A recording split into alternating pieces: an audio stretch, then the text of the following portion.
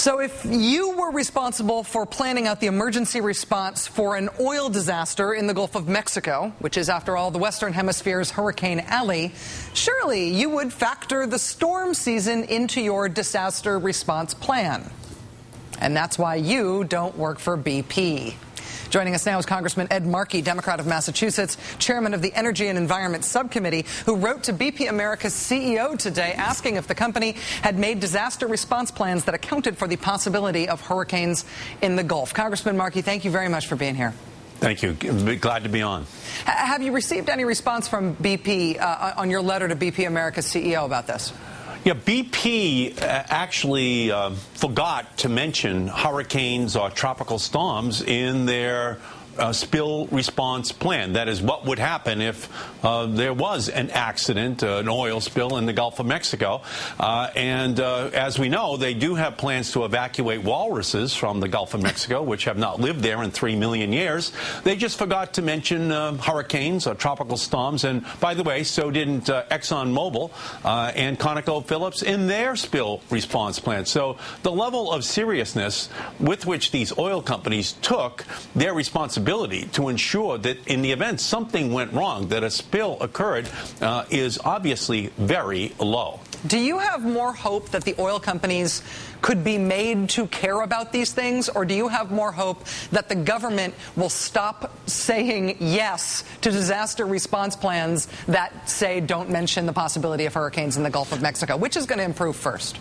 I actually think that this nightly daily televising of this catastrophe and the abysmal response of the oil industry is going to make them accountable. Maybe a few years from now, they'll try to get away again from their responsibilities. But I do think it is going to catalyze the Congress to finally put on the books the minimum standards which these oil companies must have in order to respond to this kind of a catastrophic spill. They basically we're owning and operating their regulator, but I don't think that's going to happen for the rest of this year and for the foreseeable future.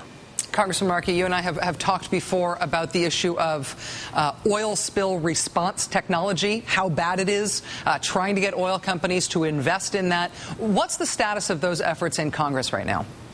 Well, I've introduced legislation so that we can have 21st century technology to deal with oil spills at ultra-deep depths. Right now, these wells are not ultra-safe.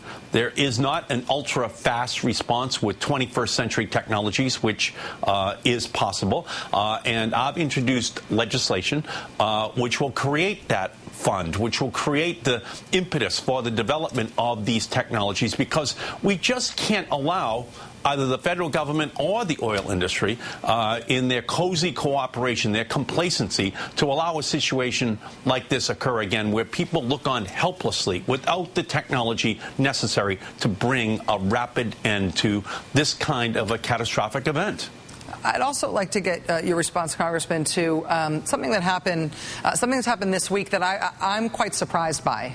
Republican Senator Jim DeMint is blocking attempts to give the Oil Spill Commission subpoena power. So the president is appointing this commission to investigate the oil spill, to talk about what to change in terms of our policy so this never happens again. Jim DeMint does not want them to be able to subpoena anybody. I don't understand this. I wonder what your response to it is. Well, as you know, in the Senate, they have a system of holds, secret holds. In Godfather Part 1, it would be a code of omerta. No one gets to learn why a single senator puts a hold on a bill. Here, Senator DeMint is placing a hold on the bill, which will give subpoena powers to the commission that is going to investigate this spill, which, by the way, is co-chaired by the President Bush's head of the Environmental Protection Agency, but he still doesn't trust it. He says that he's putting the hold on this bill, on the subpoena power, on behalf of other senators who are unnamed. Now, could they be unnamed senators from Oklahoma? Unnamed senators from Texas who might just have the oil industry interest at heart? We don't know. But all the ultimate result is that the commission won't have the subpoena power they know that they need to get to the bottom of this scandal. We will give those senators from Oklahoma and from Texas a call. See if they'll answer your queries, Congressman Markey. Thank you very much for your time, sir. Appreciate it. Thank you. Ed Markey is Democrat of Massachusetts, of course, and the chairman of the Energy and Environment Subcommittee.